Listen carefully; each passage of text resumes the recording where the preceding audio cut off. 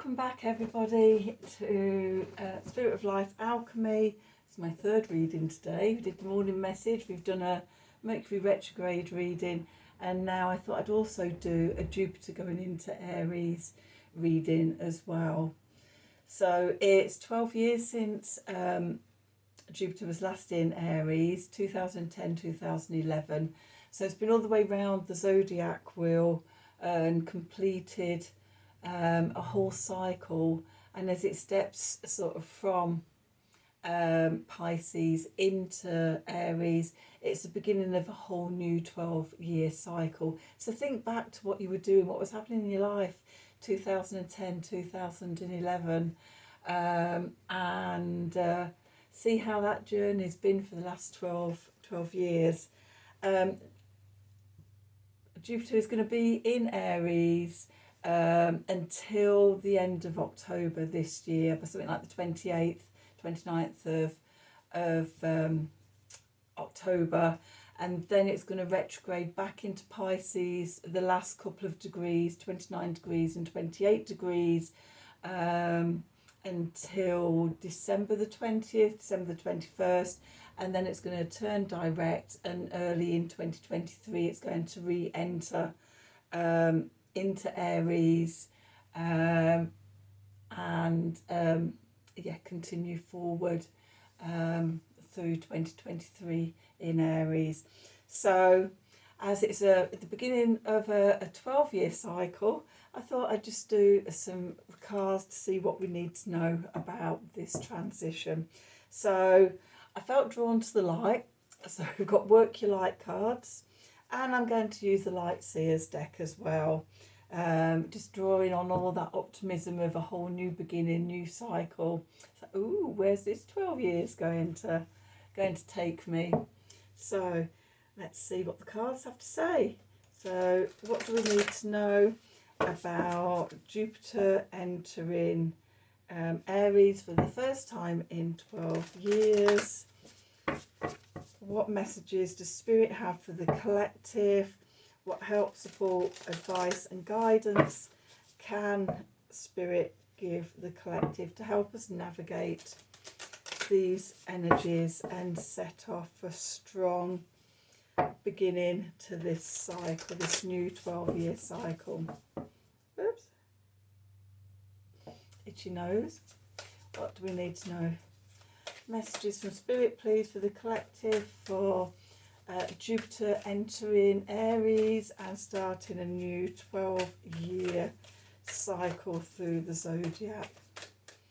Messages from Spirit, please, for the collective. What do we need to know?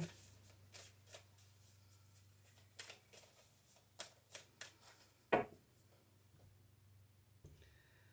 do we need to know? Messages from Spirit, please. So at the bottom of the deck we've got transformation. Things are changing at a cellular level, deep healing. Well, I think we can all do with a bit of that. So that's nice. Transforming ourselves, transforming our lives. If you have watched my Mercury retrograde reading that I've just done, that might tie in with that very well. And then we've got Unbound, releasing soul patterns, contracts and past lives. Again, that very much in the Mercury retrograde reading, and it's like as we unbind ourselves, as we release those soul patterns and contracts in the past lives, it allows us to transform at a cellular level, an energetic level. Okay. And then we have boundaries. Where do you need to establish better boundaries? Okay, so we're releasing the past, old lives, old connections, contracts, and once we've done that, then we can set new boundaries about what we will accept and what we won't accept. And again, that's part of our transformation. Okay, so big big energies over countless lifetimes and and with soul contracts and things like that. When I was shuffling the cards, the thoughts that were coming to me as I was doing that was, what's going to be 12 years time? So 12 years time is going to be 2034, which means we'll be out the other side of this, entering the age of Aquarius journey from 2020, from 2012 to 2032. We're at the midpoint now this year in 2022, and this is almost like the hardest year of the whole 20-year thing. So by the time Jupiter comes round to Aries again, we're going to be the other side of that, and hopefully we'll be living in a more heart-centered consciousness, more loving connection, open-heartedness. We will have evolved as a species, and just be well out the other side of these energies that we're going through and have been going through, especially while Pluto has been in Capricorn. But really I can see it tracing all the way back to the 60s, 1965 to 1967, when Pluto and Uranus were conjuncting in Virgo.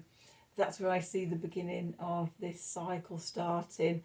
And when you look at sort of what we've been through over this last, is it 60 years? 60 to 70 years. Oh, wait, is it 65, 75, 85, 95, 205, 215. So yeah, nearly 60 years of subtle changes, and you can feel now in the last sort of few years and things like that how intense it's getting. This year is sort of feel the peak year, and then we're going to just start easing out the other side, and especially by 2024 when Pluto enters Aquarius fully. Okay, so big energies. I'm not surprised that we've got these cards come out here. So let's do some tarot and see what the tarot has to say on the subject. Okay, so as I say, I'm using the light seers. I feel myself very drawn to the light energies. I used the old Goliath shadow deck for the Mercury retrograde, but with the Gaia deck as well. It was a really nice reading, I thought, and it just shows sort of what it is that we're reviewing and reconsidering and reworking to bring to completion so that we can move forward during this Mercury retrograde. So Jupiter into Aries, what do we need to know? Messages from Spirit, please, for the collective. Okay, how can we navigate these energies? What help, support, advice, guidance, and help can Spirit give to the collective now to help us navigate these new energies? What do we need to know? One more of these. Just a couple of these.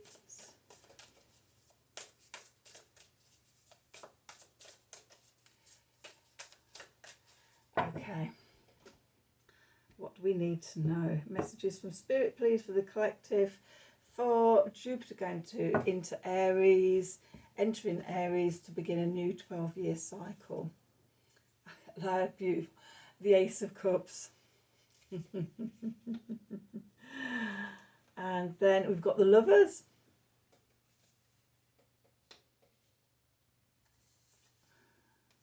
The Emperor. The Emperor has come out in all three readings today and came out yesterday. Really important energy at the moment. Four of Wands.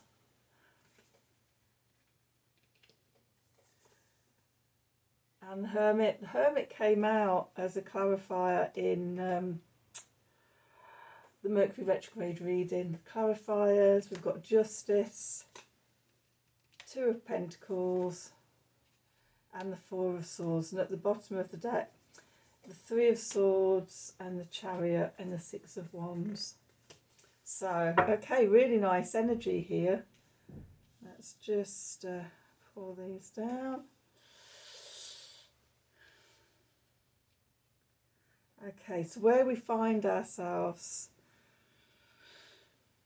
I would recommend you go back and watch today's morning message tarot reading and my Mercury retrograde reading as well, because that will help you make sense of this reading. It is really I can see where they're all connected to each other. So where we find ourselves right now is the Ace of Cups.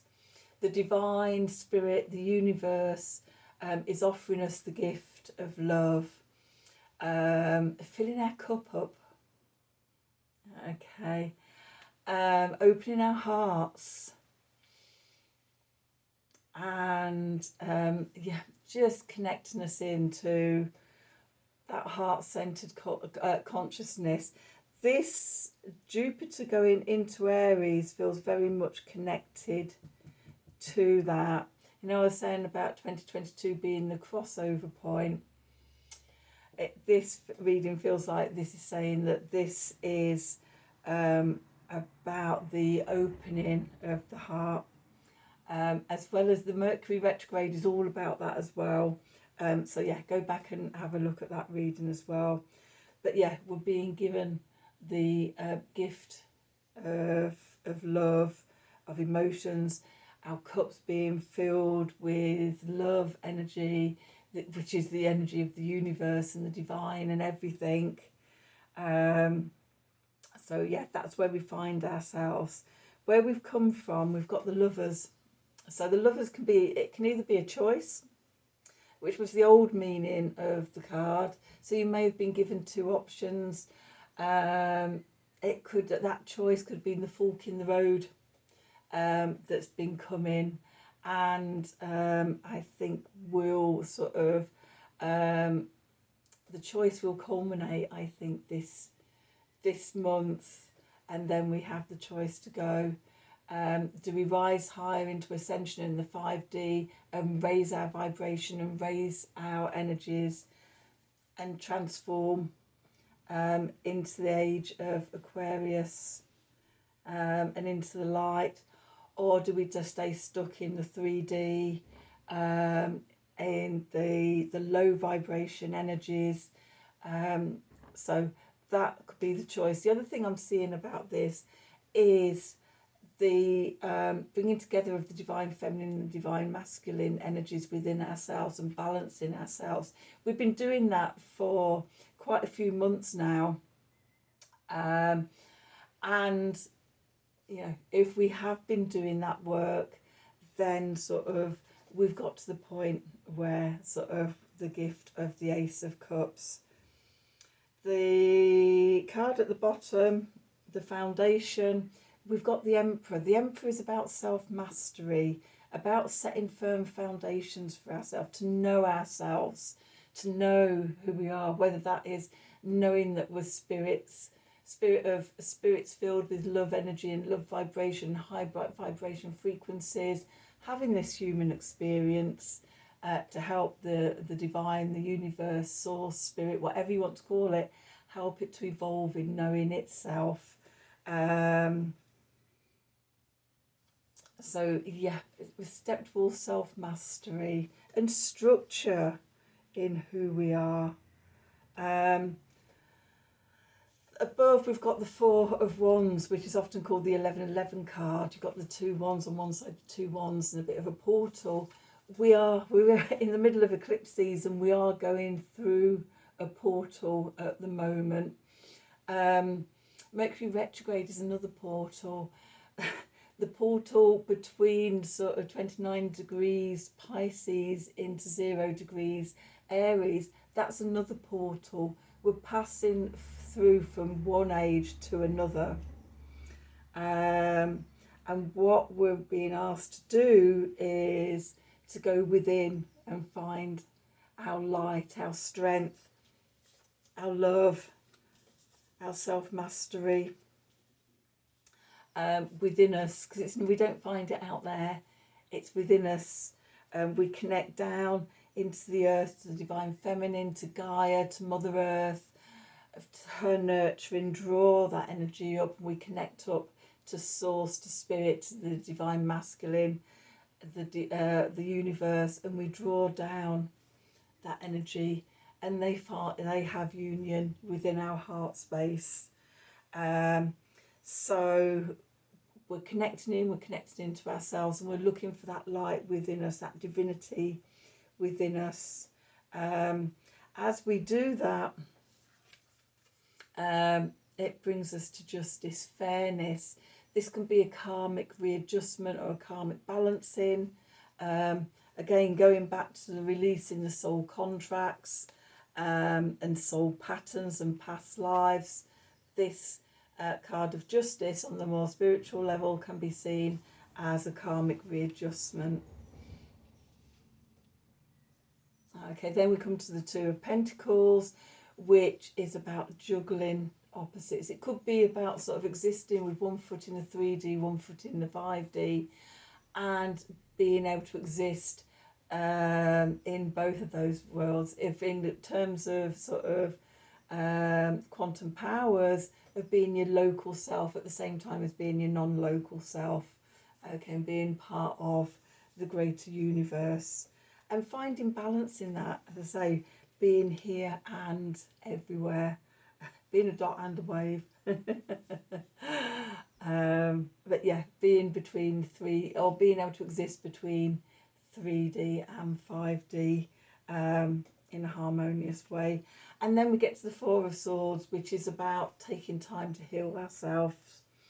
Okay, so sort of as new as we start this new cycle, and I'm just looking inside the nest is the heart, and at the bottom of the deck, I'm going to come back to this in a minute, we had the Three of Swords, the heartbreak, the betrayal, the rejection, the wounded heart, which is, you know, Source, Spirit, God, the divine is giving us the gift to help us heal this right now. Okay, and as we receive that gift, we take time to heal ourselves.